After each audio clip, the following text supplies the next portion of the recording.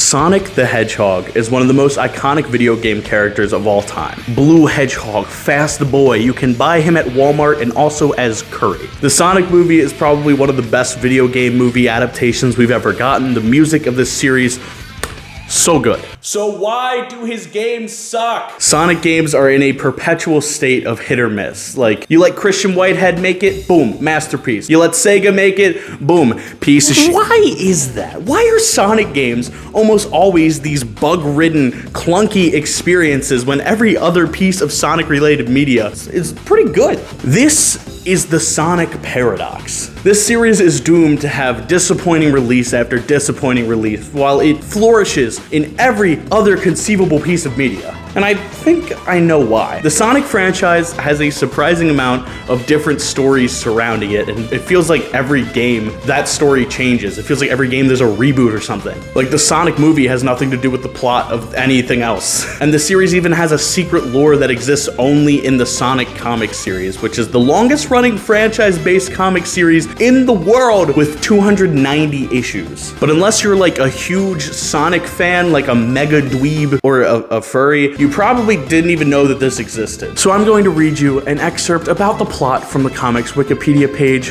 which I've printed onto this copy of Wii Sports Resort. The comic follows the adventures of Sonic the Hedgehog and his friends called the Freedom Fighters, who battle against the evil Dr. Robotnik. Okay, pretty standard so far. Initially based on the plot of the 1993 animated series, the comic later incorporated elements from the video games and other media. So I guess the show is responsible for all the lore. I actually watched it a few years back, but basically Dr. Robotnik is called that because he straight up just turns people into robots, which is really messed up if you think about like that.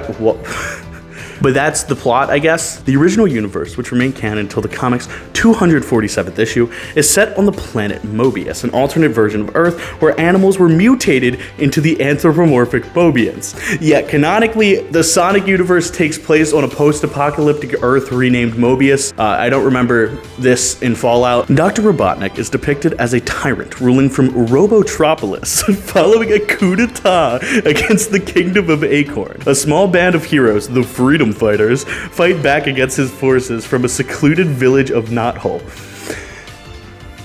Okay. Amongst this group are Sonic, his best friend Miles Tails Prower, love interest and team leader Princess Sally Acorn, French accented Antoine de Coulette, cybernetic Bunny Rabbot, because she's a robot, okay, technician Rotor the Walrus, and Sally's handheld computer Nicole. That's a lot to take in.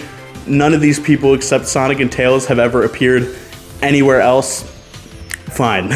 Other allies like Knuckles the Echidna, Amy Rose, and Sonic's Uncle Chuck join them in later chapters. So why does Sonic have an uncle named Chuck? That's so ridiculous. Like, hi, I'm Sonic the Hedgehog, and this is my Uncle Chuck. Robotnik, in turn, is aided by his nephew, Snively. Okay, you're probably thinking, cool, never knew Sonic had an uncle named Chuck, but aside from that, this really isn't that crazy. It's not that weird, not that wild. Just you wait, my friend.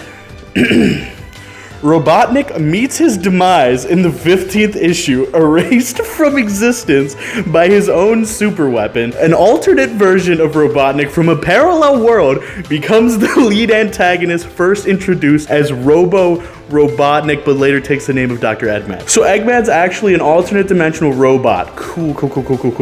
Let's skip ahead a bit. The Exorda, an extraterrestrial race whose past actions led to the creation of Mobius and evolved anthropomorphic animals, tried to destroy the planet. Sonic defeats them, only to end up lost in space, but returns home a year later.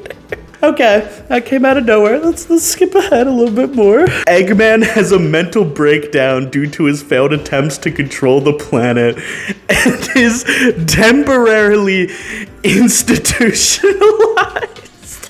What? When I first found out about the deeper lore of the Sonic universe, you know, I was hooked. I wasn't a Sonic kid, don't worry, I didn't make my own OC. His name is Fist. He's like Knuckles' secret brother from Uganda, but he's also jacked. But there's all these like really cool and unique characters, but sadly, a lot of them just can't be used. Uncle Chuck is just not getting used these days. And the reason that the Sonic games and the comics have these completely different continuities is because Sega just straight up doesn't own the rights to those characters. The original creator of the comics is the one who actually owns it. So when it comes to any piece of Sonic media, what's canonical and what isn't is just all over the place. Personally, when Sonic Forces was announced, I thought, let's go, they're finally gonna do a Sonic game based on the comics. Like, we're gonna have them going around doing their freedom fighter thing. And then we got Sonic Forces. But because of the weird stuff with rights, every Sonic property is just kind of on its own outside of the main like recurring game characters. We got a show called Sonic Underground where Sonic has 2 siblings and is in an underground like resistance band. We got an anime called Sonic X where Sonic and friends come to our world, whoa, and meet a human child named Chris. Why are there so many Chris's related to this series? Then in the second season of that show, the show kind of fits that whole we're from another world, here's child with the Sonic Adventure series. Then in the third season, they're in space and Tails falls in love with a tree. Weird show. More recently though, we had Sonic Boom, which was a terrible game, but a pretty funny show to be honest. This iteration is much more comedy driven and follows the relationships of the main characters that we know from the games, along with the new character Styx the Badger. I just love how this show doesn't take itself too seriously. Like, you can find a million Sonic Boom self-aware and funny moments on YouTube, but the show's great, so it's disappointing that the source material is this.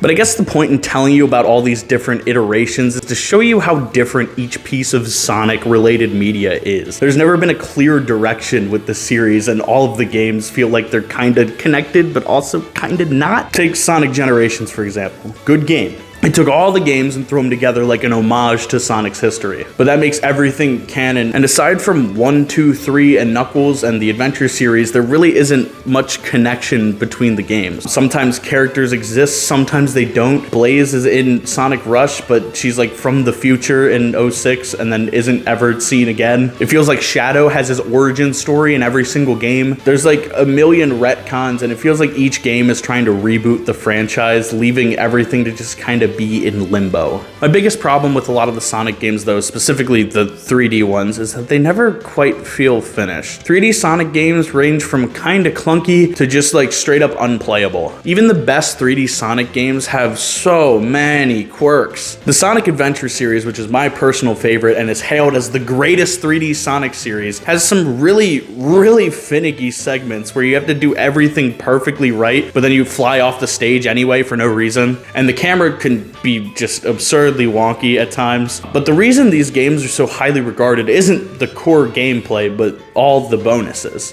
There's a battle mode where you and your friends can run a stage competitively, which is stupidly fun, especially when you can spam chaos control over and over and over again on an opponent. I've had so much fun with this. And obviously, the real reason you play is the Chow Garden. You got your own little Tamagotchi to take care of between stages, train to race and fight and do all sorts of stuff. I absolutely loved Adventure 2 because I'd simply just rerun Escape from the City, the best stage with the best soundtrack, to grind my Chow up to the next level. And that's not to mention the absolutely absurd story where Sonic's being framed for stuff Shadow is doing because they look identical. And yes, he's in a car with the President of the United States. And yes, Eggman just pissed on the move. And to quote the fan dub, why is NASA there? And the music, oh, the music.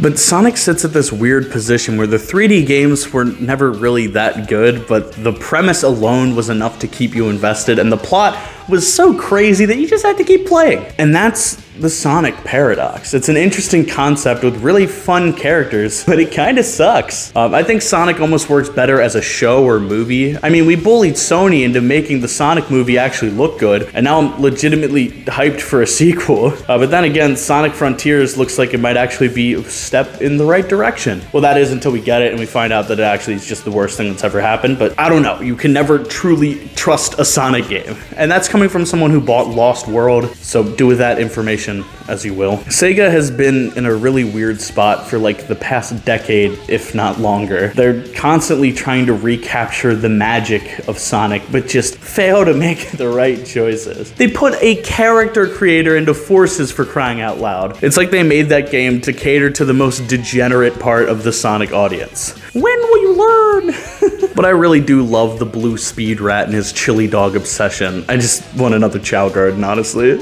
And before you start typing your comment about how great Sonic 06 is, just know I mean it when I say I love this series, but I've been let down way too many times, and I just want an actual functioning game for once. With a Chow Garden, please. Sonic has so much potential and is such a universally loved character. It's just such a shame that the majority of games just aren't worth it. But with that being said, I hope to see you in the next one.